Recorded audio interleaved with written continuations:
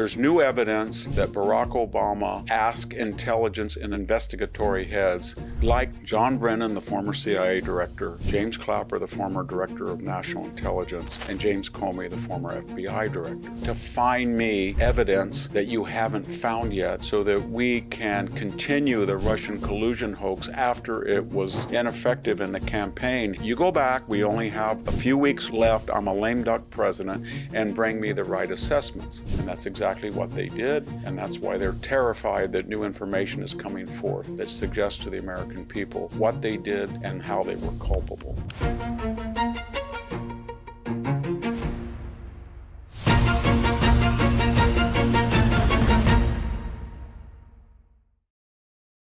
Hello, this is Victor Davis Hanson for the Daily Signal. I'd like to talk about the ongoing melodrama of what Barack Obama knew or did not know in his involvement with Russian collusion, the hoax that plagued the Donald Trump 2016 campaign, tried to undermine his transition in 2016 and 17, and ate up the first 22 months of his presidency in 2017 and 18, and was found to be completely bogus.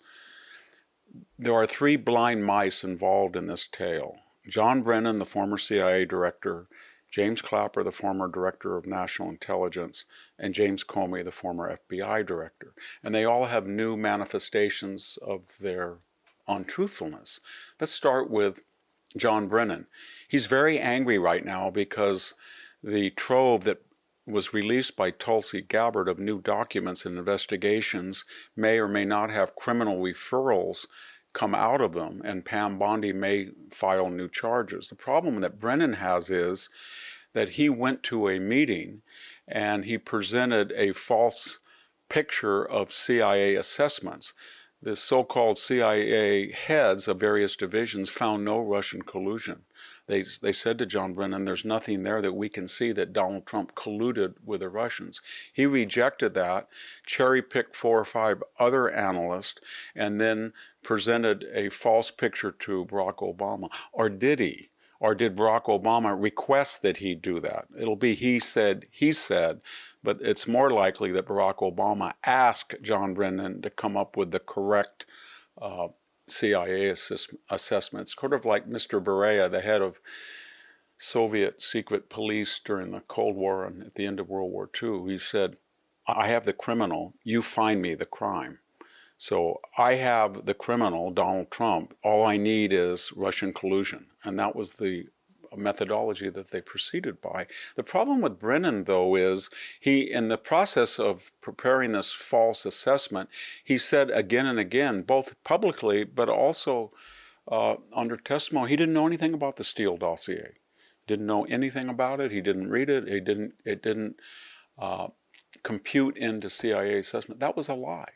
That was a lie. We know now from other testimonies, especially from the Trove, that he did draw on the fake Steele dossier. He referenced it to other people.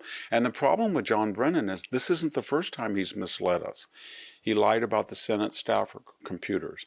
That was under oath. He lied, remember, about Predator drones when he said there was no collateral damage. And remember, he lied also as one of the 51 intelligence authorities who tried to float that bogus idea that Hunter's laptop was cooked up in Russia. Then we come to James Clapper.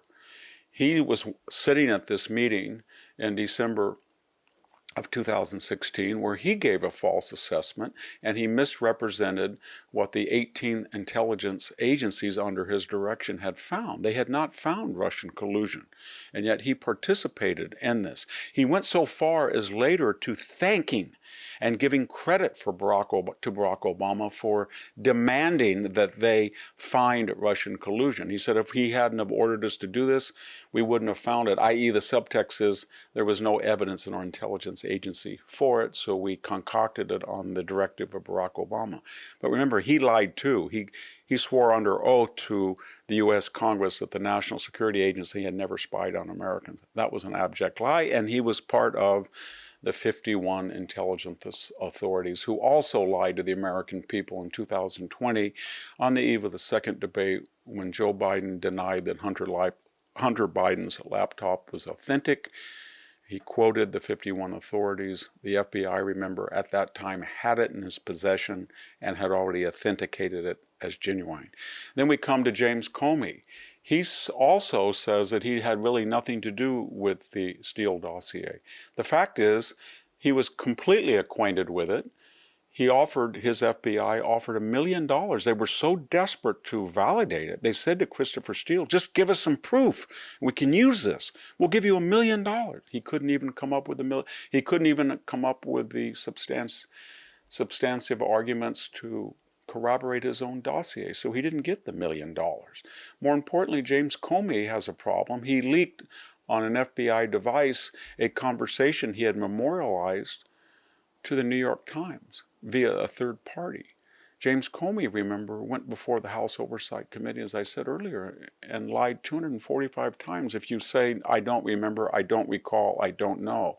Can you imagine an FBI director with all that knowledge at his fingertips saying, I don't remember, I don't know about the most important investigation in recent history? Let's sum up these three blind mice.